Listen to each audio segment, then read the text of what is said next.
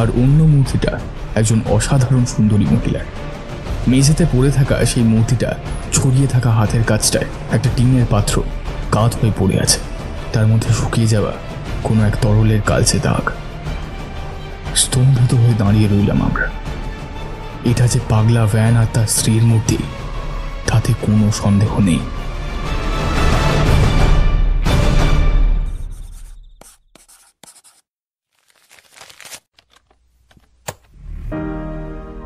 গল্প হলো এক সম্ভাবনাময় জগৎ। কখনো তা আতঙ্কের, আবার কখনো সম্পর্কের শীতলতার আভাস দেয়। সেই জগতের একটু একটু অংশ করে সবাইকে শোনাবে এই ইতিমোপিয়া।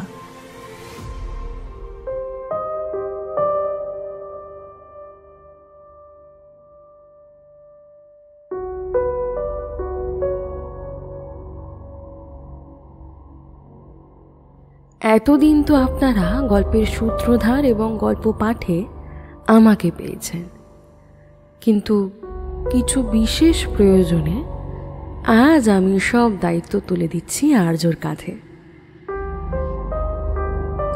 আপনারা শুনুন আমাদের আজকের গল্প, এইচ.পি. লাভক্রাফটের কাহিনী অবলম্বনে পাথরের মূর্তি। ব্যাগপত্র গুছিয়ে ফেলো জ্যাক, আমরা বেরোচ্ছি। আমি বেনের দিকে একবার সন্দেহের চোখে তাকালাম। বেজায় একগুঁয়ে বন্ধুটা আমার, এবারে ফের কি জেদ ধরলো কে জানে। তা যাচ্ছি কোথায়? আড্রিয়ন ড্যাক, গ্রামের নাম মাউন্টেন টপ। হঠাৎ সেই বন জঙ্গলে কি কাজ পড়লো তোর? হ্যাঁ বলছি হেনরি জ্যাকসনের কথা মনে আছে, যার বুকের দোষ হয়েছিল? ও গিয়েছিল ওখানে রোগ সেরে আসতে। কদিন আগে দেখি ফিরে এসেছে। কিছু উল্টোপাল্টা নাকি দেখেছে বলল। ভূত পেতনি? তার চেয়েও মজার, গ্রামের পেছনে একটা পাহাড় আছে, সেখানে শিকার করতে গিয়ে একটা গুহার সামনে দেখে একটা কুকুর বসে আছে। কাছে যেতেও সে নড়ে না। শেষে সাহস করে তার গায়ে হাত বোলাতে গিয়ে দেখে সেটা পাথরের। এত নিখুঁত যে না ছুঁয়ে দেখলে তফাৎ ধরা যায় না। ওইতে খানিক ঘাবড়ে গিয়ে ওই গুহাটার ভেতরে ঢুকে গিয়েছিল। ঢুকে দেখে একটা মানুষের মূর্তি পড়ে আছে গুহার মেঝেতে, গায়ে দিব্যি জামা কাপড়। সেটাকে আর ছুঁয়ে দেখার সাহস করেনি জ্যাকসন। কোনো মতে পাততাড়ি গুটিয়ে পত্রপাঠ ফিরে এসেছে। ওই এলাকায় কেউ কিচ্ছু বলতে পারেনি? বলল তো, জিজ্ঞেস করেছিল, তাতে নাকি লোকজন বেজায় ঘাবড়ে গিয়ে মুখে কুলু পেটেছে। দু একজন শুধু পাগলা ড্যান বলে বিড়বিড় করেছিল, তবে ওই পর্যন্তই। শুধু এইটুকুর জন্য অদূর বন জঙ্গলে? আরেকটু আছে, আর্থার হুইলারের নাম শুনেছিস? বিখ্যাত ভাস্কর, চিনি তো। সে মূর্তি করে দিতে যেন পাথরের ফটোগ্রাফ, তা সে তো বেশ কিছুদিন হলো বিপত্তা। এইটাই তো মজা। হেনরির কথা শুনে খানিক খোঁজ খবর নিয়েছিলাম আমি হুইলারের বিষয়। অমন নিখুঁত স্ট্যাচুর কথা শুনলে প্রথমেই ওর নাম মনে আসে কি না? খবর নিয়ে কি জানলাম জানিস, নিখোঁজ হওয়ার আগে হুইলার নাকি ও চত্বরেই ছিল, তারপর হঠাৎ হাওয়ায় মিলিয়ে যায়।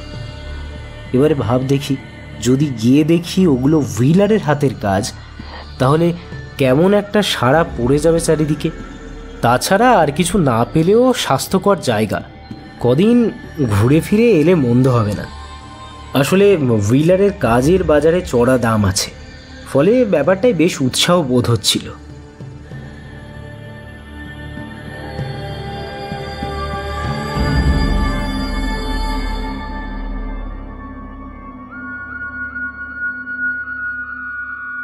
সপ্তাহখানেক বাদে লম্বা রেল রাস্তা পাড়ি দিয়ে চমৎকার বন পাহাড়ের মধ্যে দিয়ে বাসের ঝাঁকুনি খেতে খেতে মাউন্টেন টপ গ্রামে গিয়ে হাজির হওয়া গেল।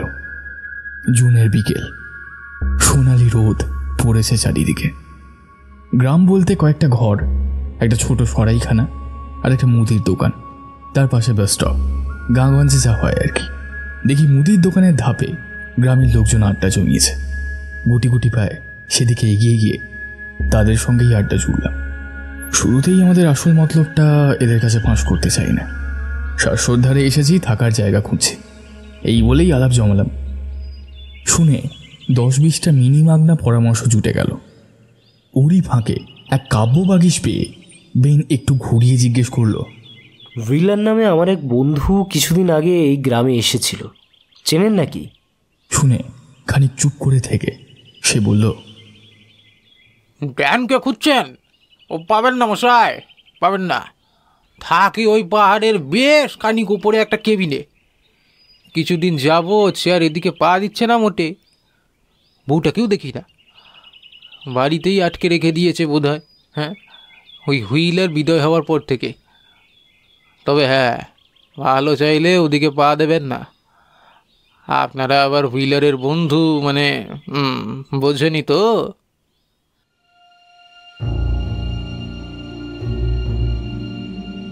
সেদিন রাতটা গ্রামের হোটেলে থেকে পরদিন সকাল সকাল উঠে রওনা হওয়া গেল। হেনরির সঙ্গে কথা বলে বেন একটা কাঠচলা গোছের ম্যাগ বানিয়ে এনেছিল সঙ্গে। সেইটা নিয়ে গ্রাম ছাড়িয়ে পাহাড়টার পায়ের কাছে গিয়ে দাঁড়ালাম। আস্তে আস্তে রাস্তাটা বেশ খাড়াই হয়ে উঠছিল। মাইল দুয়েক এইভাবেই চলবার পর ম্যাপে দেখানো একটি পাথুরে দেয়াল থেকে উঠে যাওয়া এলেম গাছের কাছে পৌঁছে আমরা বাঁ দিকের কোনাকুনি একটা চড়াই ধরলাম। খাড়াই রাস্তা, তাই আবার কাঁটা ঝোপে ভরা, ফলে এগোনো বেশ কঠিন হয়ে পড়ছিল। এবারে খানিক বাদে একেবারে হঠাৎ করে গুহাটা দেখা দিল। পাথরের গায়ে ঝোপঝাড়ে ঢাকা একটা অন্ধকার গর্ত, তার সামনের একটা কুণ্ঠিতে খানিক জল জমে আছে।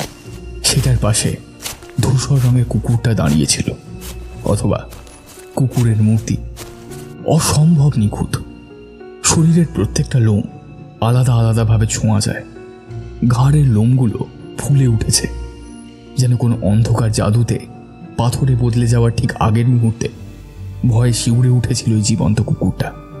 মূর্তিটার গায়ে হাত বোলাতে বোলাতে মাথা নাড়ল পেন, বলল, না হে জ্যাক, হেনরি বাড়িয়ে বলেনি একটু। এমন জীবন্ত মূর্তি ভাবা যায় না। হুইলারের কাজ আমি চিনি, লোকটা ভালো আর্টিস্ট, কিন্তু এমন জীবস্ব স্ট্যাচু বানানো শুধু তার কেন, কোনো মানুষের কর্ম নয়। আচ্ছা, ওখান থেকে কোনো অজানা গ্যাস ট্যাস বেরিয়ে এসে জ্যান্ত জীবকে এরকম করে দেয় না তো? সেই দিকেই মুখ ঘুরিয়ে দেখলাম আমিও।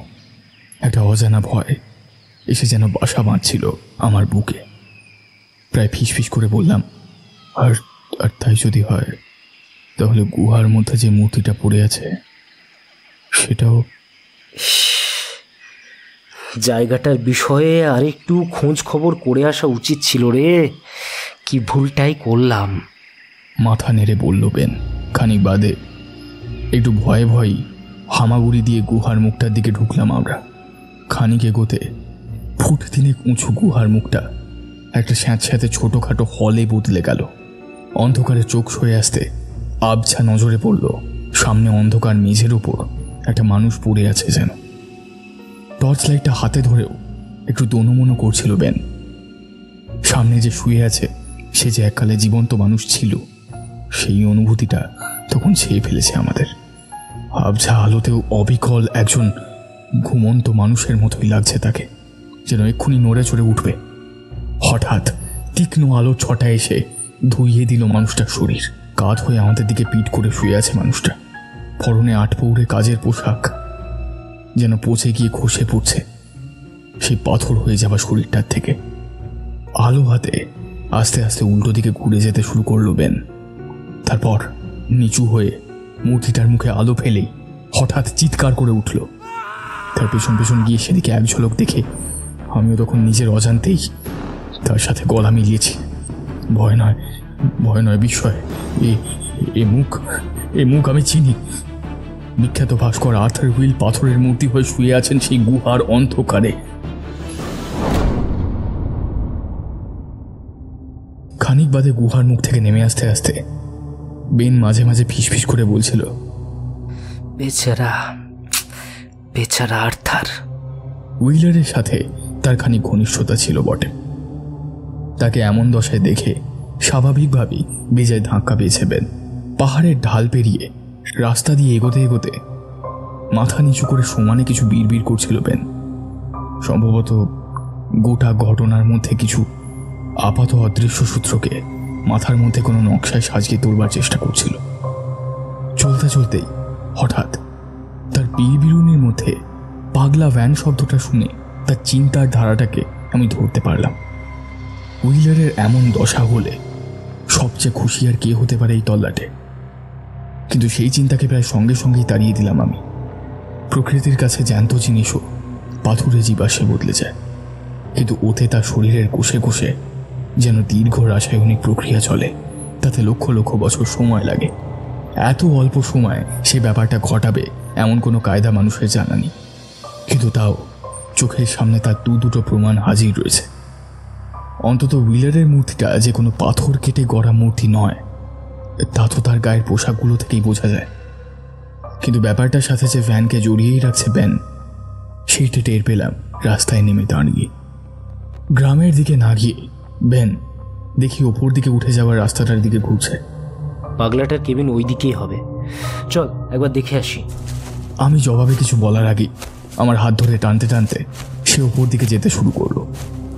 তাকে আমি মানা করলাম না, কিন্তু রাস্তাটা উপর দিকে উঠতে যত মানুষের বসবাসের চিহ্ন কমে আসছিল, তত একটা অজানা ভয় যেন ঘিরে ধরছিল আমাকে। অবশেষে জঙ্গলে পাহাড়ের গায়ে মূল রাস্তা থেকে বেরিয়ে যাওয়া একটা পায়ে চলা গলির মুখে এসে থামলাম আমরা। সেদিকে বেশ খানিকটা দূরে জঙ্গলের মধ্যে একটা রংচটা পাথরের ছাদ উঁকি দিচ্ছিল। ওটাই সম্ভবত পাগলা ভ্যানের কেবিন। বেনের পেছন পেছন বাড়িটার দিকে যেতে যেতে আমি ভাবতে শুরু করলাম, এত জায়গা থাকতে হুইলার এমন একটা বাড়িতে যেতে গিয়েছিল কেন? বাড়িটার শ্যাওলা পড়া দরজায় গিয়ে ঘন ঘন ধাক্কা মারতে শুরু করলো বেন। তার ধাক্কার আওয়াজ বাড়িটার ভেতরে প্রতিধ্বনিত হচ্ছিল। শব্দটা গায়ে কাঁপুনি ধরায়। দরজায় ধাক্কা দিয়ে কাজ না হওয়ায় বেন এবার জানলাগুলোর দিকে নজর দিয়েছে। চারপাশে ঘুরে দেখতে দেখতে অবশেষে ওই বাড়িটার পেছন দিকে 3 নম্বর জানলাটায় এসে আমাদের কপাল খুলল। জানলাটার ভেতর দিকে ছিটকিনি বোধহয় ভাঙা। অল্প ধাক্কাতেই সেটা খুলে গেল। ভেতর থেকে একটা সোঁদা গন্ধ ভেসে আসছে। অনেকদিন অব্যবহৃত বাড়িতে যেমনটা থাকে ঠিক তেমনটা। যে ঘরটায় এসে উঠেছিলাম তার এদিক ওদিক চুনা পাথরের চাঙ্গুর, পাথর খোদাইয়ের যন্ত্রপাতি আর ছোটখাটো কিছু মাটির মেডেল ছড়ানো। এটা তাহলে হুইলারের স্টুডিও ছিল। ঘরটার দরজা আমাদের বাঁ দিকে। এদিক ওদিক তাকিয়ে নিয়ে বেন এবার সেদিকে রওনা হলো। আমি তখন হুইলারের ঘরটাই দেখছি খুঁটিয়ে খুঁটিয়ে। এমন সময় দরজার ঠিক ওপাশ থেকে বেনের গলায় অদ্ভুত শব্দ শুনতে পেলাম। তাড়াতাড়ি সেই দিকে এগিয়ে গিয়ে দরজার ওপাশে উঁকি দিলাম, আর প্রায় সঙ্গে সঙ্গেই আমার গলা দিয়ে একটা আর্তনাদ বেরিয়ে এলো। এমন দৃশ্য দেখবো আমি কখনো কল্পনাটুকুও করিনি। পাহাড়ের ভেতরের কোনো নির্জন গুহা নয়, তার সম্ভাব্য অজানা 20 বাষ্পটাম্পের থেকে অনেক দূরে একটা নিতান্তই আটপৌরে ঘরের মধ্যে 2 পাথরের মূর্তি রাখা। এক ঝলক দেখেই আমি বুঝলাম হুইলারের ছেনি হাতুড়ি এই মূর্তির জন্ম দেয়নি। একজন মাঝবয়সী পুরুষ ফায়ারপ্লেসের পাশে একটা আরাম ছেড়ে চামড়া দিয়ে বাঁধা অবস্থায় বসে আছে। এলোমেলো চুলদারি তার সারা পাথরের মুখ জুড়ে। তার মধ্যেই প্রকাশ পাচ্ছে এক তীব্র ভয়ের চিহ্ন। আর অন্য মূর্তিটা একজন অসাধারণ সুন্দরী মহিলার। মেঝেতে পড়ে থাকা সেই মূর্তিটা ছড়িয়ে থাকা হাতের কাছটায় একটা টিনের পাত্র কাত হয়ে পড়ে আছে। তার মধ্যে শুকিয়ে যাওয়া কোনো এক তরলের কালচে দাগ। স্তম্ভিত হয়ে দাঁড়িয়ে রইলাম আমরা। এটা যে পাগলা ভ্যান আর তার স্ত্রীর মূর্তি তাতে কোনো সন্দেহ নেই।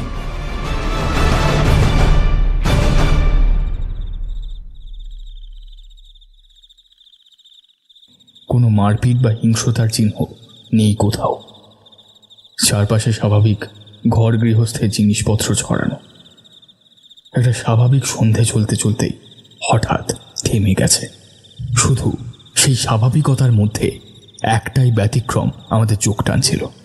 ঘরের মাঝখানে একটা টেবিলের ওপর একটা ছোট্ট ডায়েরি, তার ওপর একটা বড় সড়ো টিনের ফানেল রাখা রয়েছে, যেন ডায়েরিটার দিকে মানুষের দৃষ্টি টানবার জন্যই সাজিয়ে রাখা। বেন এগিয়ে গিয়ে ডায়েরিটা হাতে তুলে নিল। তার পাশে দাঁড়িয়ে আমিও চোখ ফেললাম ওর প্রথম পাতাটার দিকে, আর সঙ্গে সঙ্গেই একটা চুম্বকের মতো তা আমাদের মনোযোগ টানল। ডায়েরি হাতে কখন যে মেঝের ওপর বসে পড়েছি দুজনে তার খেয়ালই নেই। আস্তে আস্তে আমাদের চোখের সামনে থেকে একটা রহস্যের জাল সরে গিয়ে গড়ে উঠছিল তার চেয়েও অনেক ভয়াবহ দ্বিতীয় একটি রহস্যের জাল। পড়া যখন শেষ হয়ে আসছে তখন আলো কমে এসছে বাইরে। ছায়া ছায়া অন্ধকারে আমাদের পেছনে সেই ছায়ামূর্তি স্থির হয়ে আছে। সেই দিকে এক ঝলক তাকিয়ে একটু শিউরে উঠল বেন। তারপর ডায়েরিটা পকেটে ঢোকালো।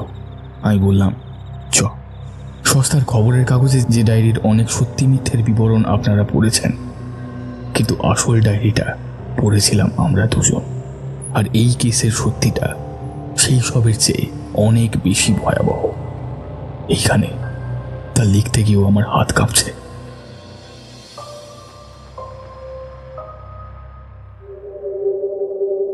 আমি ড্যানিয়েল মরিস। এলাকার লোকেরা আমায় পাগল ড্যান বলে ডাকে। কারণটা খুব সহজ। আমি যে শক্তির অস্তিত্বে বিশ্বাস করি তাতে আজকাল কেউ বিশ্বাস করে না। হ্যালোউইনের সন্ধ্যায় আমার কালো পাঠা বলি দেওয়া, অমাবস্যার রাতে শ্রীগাল ভোজ, এইসব ওদের কাছে সেফ পাগলামো। যে পূজায় ধরিত্রীর মহাদ্বার খোলবার সাধনা করি আমি, ওরা সে পুজো বন্ধ করতে চায়। আমার পুজো বন্ধ করতে চায়? হ্যাঁ, ওরা জানে না কার রক্ত বইছে আমার শরীরে। মায়ের দিকে আমি ভ্যানকৌরানের বংশধর। 1587-তে তাকে ফাঁসি দিলেও সৈন্যরা তার সংগ্রহের আদিম পুঁথি আইবনের কপিটির সন্ধান পায়নি। তার বাড়ি পুড়িয়ে দেওয়ার পর সে পুঁথি সঙ্গে নিয়ে তার নাতি উইলিয়াম এসোপাসে আসেন। হাডসনের এপাশে সেই সময় সবাই জানত জাদুকর উইলিয়ামের বিরাগ ভোজন হওয়ার শাস্তি ঠিক কি হতে পারে। ওরা তো এটা জানে না, এসোপাস থেকে তারা খাওয়ার পর আমার মামা হেনরিক এই পাহাড়ে এসে বাড়ি করবার সময় সেই পুঁথি কাছছাড়া করেননি।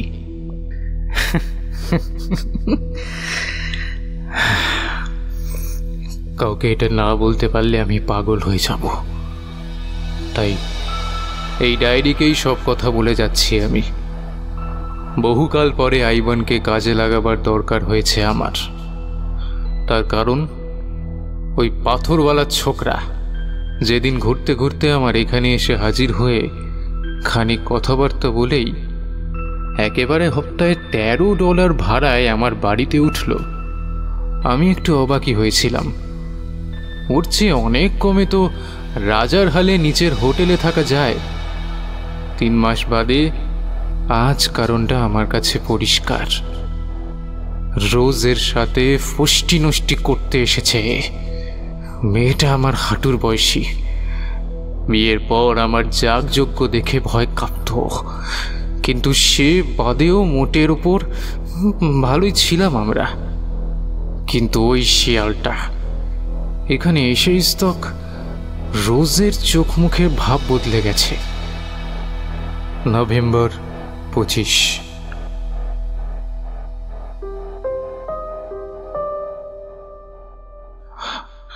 না, আর কোনো সন্দেহ নেই, এই রোজকে ভাগিয়ে নেবার মতলবই করেছে। বাইরে ভাব দেখায় যেন কিছুই বোঝে না, কিন্তু ওদের চোরা চাহনির মানে আমি খুব ভালো রকম বুঝি। এর একটা ব্যবস্থা করতেই হবে আমায়। মামার ট্রাঙ্কটা থেকে আইবনের পুঁথিটা বের করেছি কাল রাতে। এমন একটা কিছু বের করতে হবে যাতে শয়তান দুটো মরে, কিন্তু আমার গায়ে একটাও আঁচ না লাগে। ইয়োগের আহ্বান করা যেতে পারত, কিন্তু তাতে একটা বাচ্চাকে বলে দিতে হবে। পড়োশিরা টের পেলে বিপদ হতে পারে। জীবন্ত পচিয়ে সেবার রাসায়নিক, না না না না না না না না না, ওতে দুর্গন্ধ বের হবে। তবে আমাকে কিছু একটা করতেই হবে, কিছু একটা খুঁজে বের করবই আমি। ইউরেকা! কি মধুর! আর এক্ষেত্রে কি নাটকীয় প্রতিশোধ! ঠিক যেমনটা চেয়েছিলাম। 1779 পাতায় একটা অন্য কালিতে লেখা একটা ফর্মুলা, মনে হয় প্রমাদ মোহ বারিউ পিকচার্সের হাতের লেখা। সম্ভবত ক্যাটস্কিলের সেই সুগার লোভ সাব্বাথের সময় কৌশলটা অন্ধকারে আশীর্বাদ হিসাবে পেয়েছিলেন। এখন শুধু জিনিসগুলো আনবার অপেক্ষা। কথা দিচ্ছি, আমি যে ভাস্কর্য করব তা এমন জীবন্তের মতো হবে যে ওই ছোকরা পুতুলের চেয়ে অনেক গুণ দামে বিকিয়ে যাবে বাজারে। জলের মধ্যে কয়েকটা ফোঁটা মিশিয়ে দাও, ব্যাস।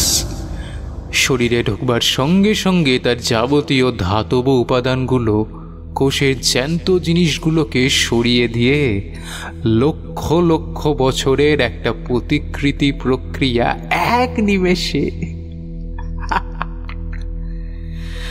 কি নাটকীয়, কি নাটকীয়, তাই না?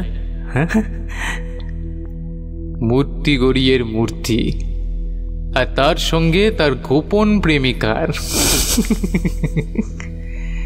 হারিয়ে যাওয়া বিখ্যাত ভাস্করের শেষ কাজ, প্রেমিকা সহ তার অসাধারণ নাট্য প্রতিকৃতি।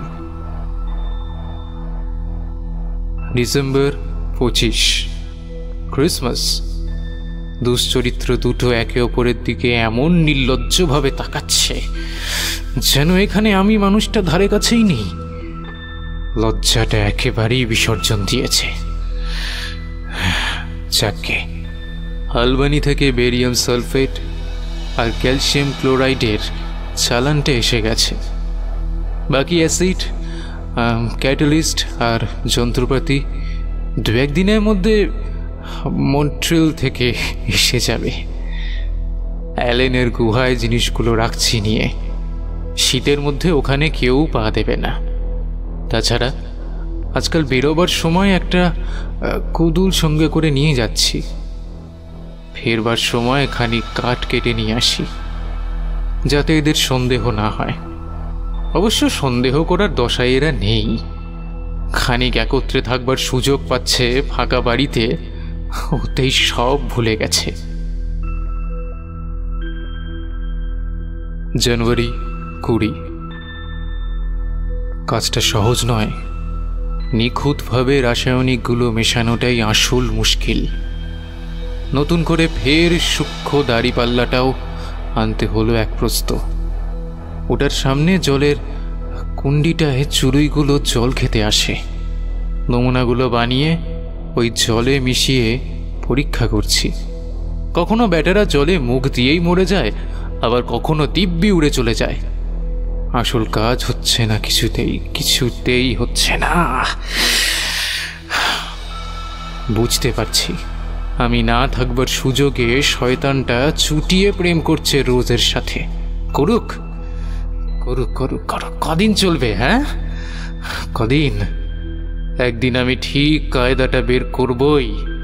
আমি জানি।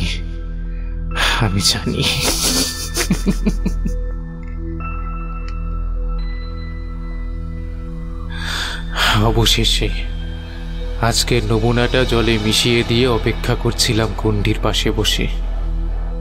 2 চড়ুই পাখি এলো, জলে মুখ দিল। আমি অন্যমনস্কভাবে কি যেন ভাবছিলাম, তাই প্রথমে খেয়াল করিনি। তারপর হঠাৎ সেদিকে তাকিয়ে দেখি জলের মধ্যে 2 পাথরের পাখি।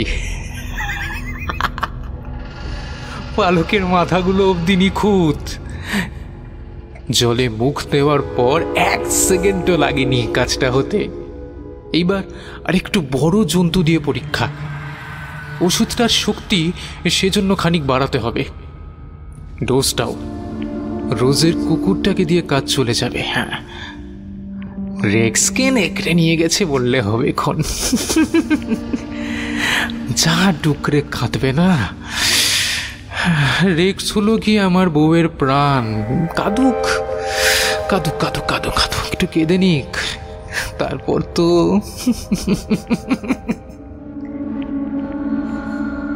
দারুণ ফলাফল। এই মাত্র রেক্সকে জিনিসটা খাওয়ালাম। কুন্ডির জলে একটু বেশি ডোজে জিনিসটা মিশিয়ে গলার বেল্ট ধরে টেনে ওর মুখটা ওখানে ডুবিয়ে ধরেছিলাম। জলটা মুখে যেতেই আমার হাতের মধ্যে কুকুরটা পাথর হয়ে গেল। ঘাড়ের লোমগুলো ভয়ে খাড়া হয়ে উঠোনে যখন টেনে জলে মুখ দেওয়াচ্ছি, ঠিক সেইভাবে পাথর হয়েছে সেগুলো। নড়বার ফুরসত পর্যন্ত পাইনি। এবার হুইলার, যাবে কোথায় তুমি? দুটোকে আলাদা আলাদা ধরবো। হুইলারের কেসটা সহজ, এই জিনিসের কোনো স্বাদগন্ধ নেই, ওয়াইনে মিশিয়ে খাইয়ে দিলেই কাম ফতে। রোজকে নিয়ে একটু সমস্যা আছে। ওয়াইন তো মুখে তোলে না, ও সে না হয় দেখা যাবে। এমনিতে রেক্সের খবর পেয়ে কেঁদে ভাসাচ্ছে। ওর ওপর দরকারে খানিক চাপকে দিলেই।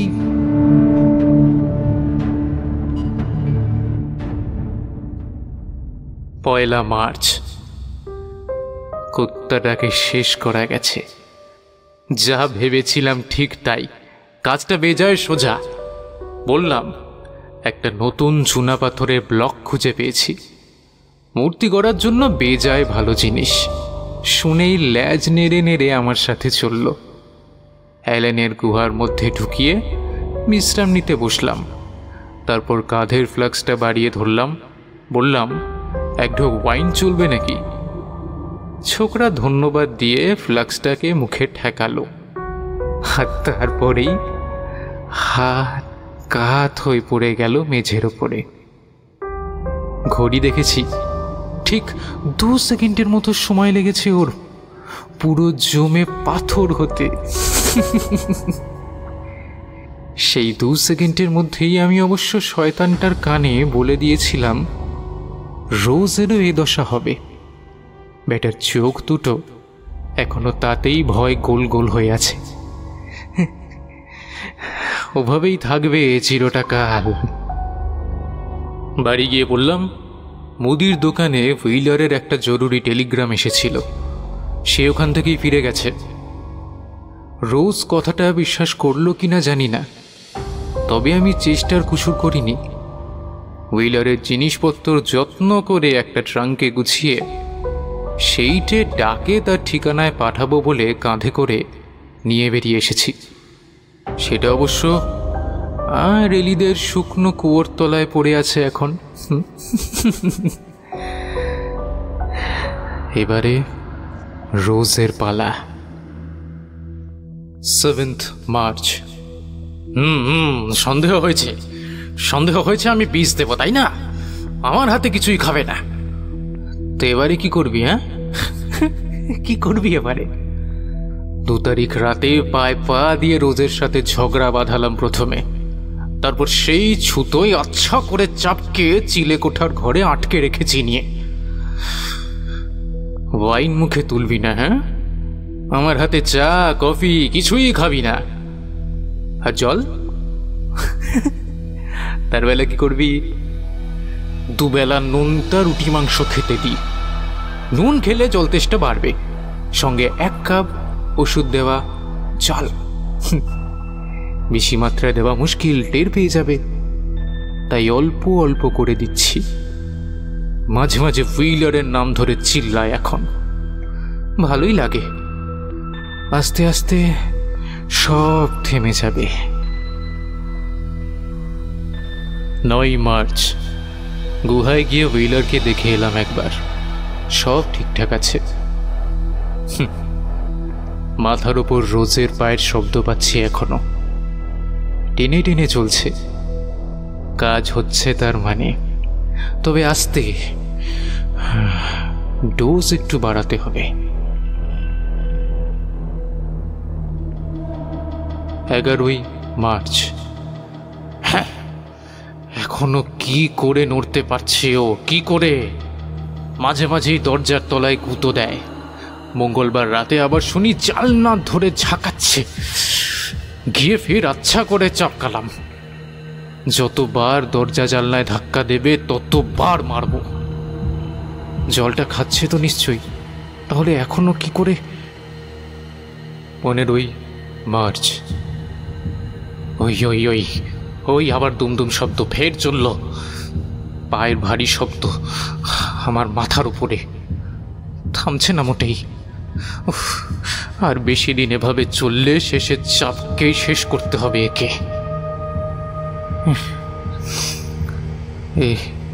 এই ও লেখা বেঁকে যাচ্ছে, ঘুম পেয়ে গেছে, বড্ড ঘুম। কতবার জেগে থাকা যায়। এরপর হাতের লেখাটা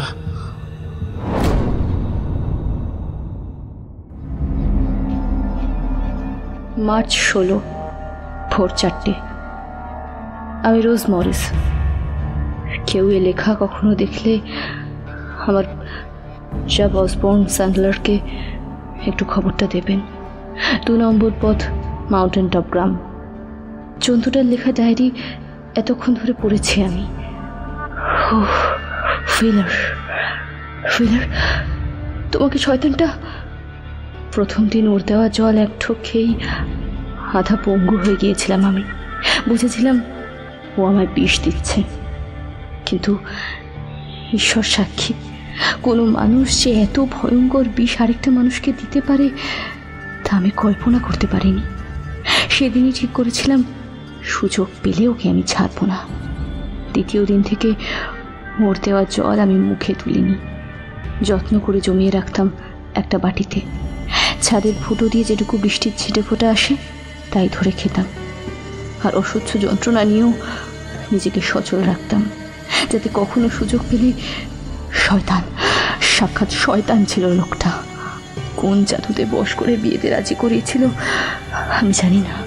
বিয়ে হয়ে সেই স্তক ওর শয়তানি যাগযজ্ঞ আমি নিজে চোখে দেখেছি।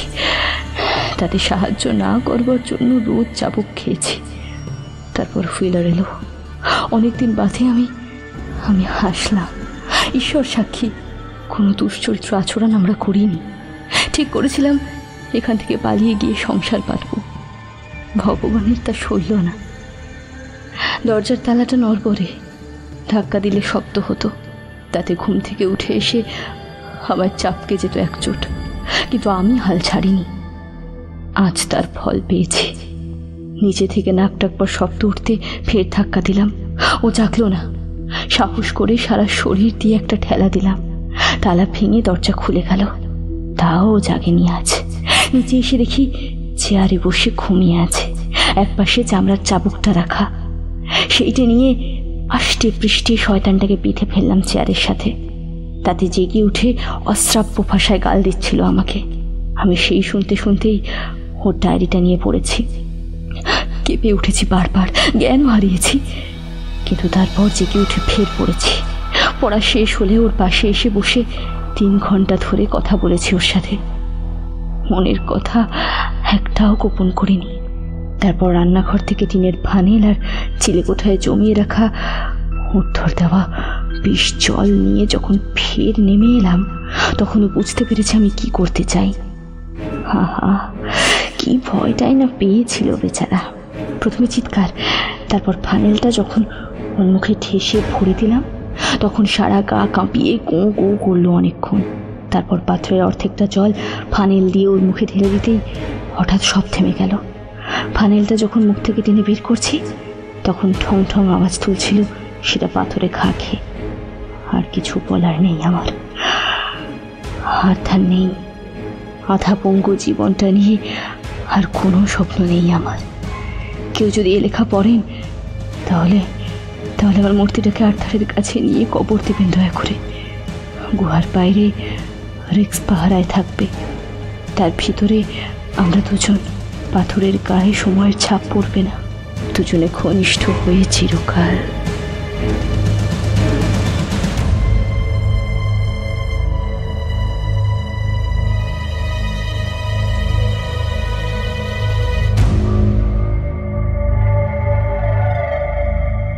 তা কেমন লাগলো আমাদের আজকের গল্প জানান কমেন্ট বক্সে। ভালো লাগলে বেশি বেশি করে লাইক করবেন, বন্ধুদের সাথে শেয়ার করবেন। আজকের মতো শুভরাত্রি। ইতি মৌপিয়া।